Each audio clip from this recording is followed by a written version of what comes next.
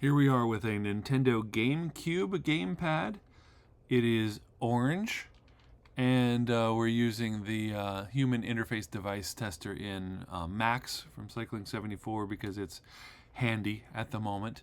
And so we can see that if I push the X button, it element number 5 switches between 0 and 1. So first the X button, then the A button, because, well, some engineer just decided.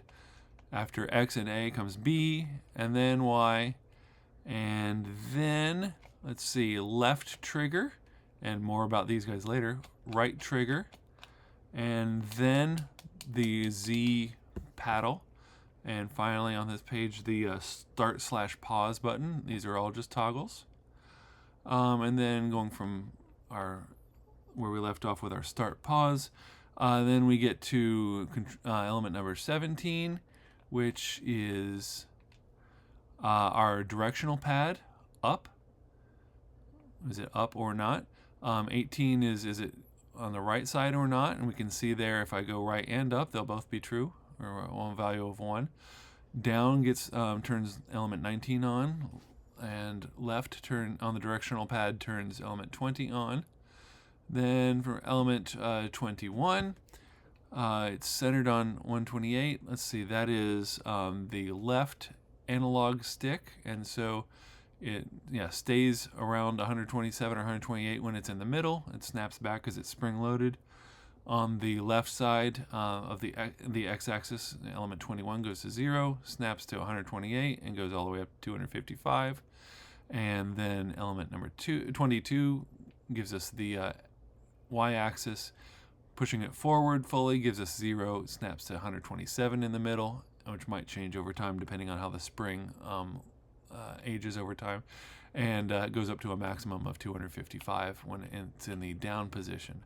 Then there is analog stick C that's on the right side and yellow colored. And let's see, this time the y-axis comes first, and so 0 is in the full forward position, 127 in the middle, 255 at the bottom, and then the x-axis is element 24, 0 on the left, 128 in the middle, 255 on the right.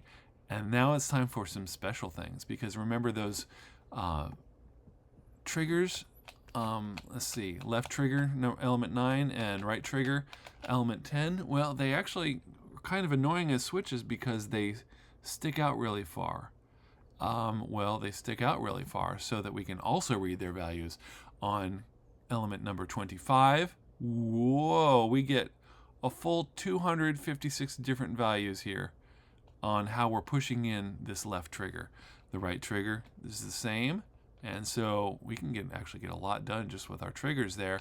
And finally, the last one, we saw the directional pad had, was giving us, there we are, indicators for whether up, down, left, and right were pressed, aside from BA start. But hey, it's in there if you want to. You like 40 men. Also, what happens when we push things on the directional pad is with element 27. It gives us 0 when I push up. When I push up and right, it gives us number 1. I keep going around clockwise. 2 is full right. 3 is right, down and right. 4 is fully down. 5 is down and left. 6 is fully left. 7 is left and up. And then that brings us back around. So we've got 8 possible values for our directional pad. Plus when we let go, it goes to 15. So there is some redundancy here, but also some different levels of engagement here, which is really pretty exciting. I haven't seen on many controllers. So this is the orange Nintendo GameCube gamepad.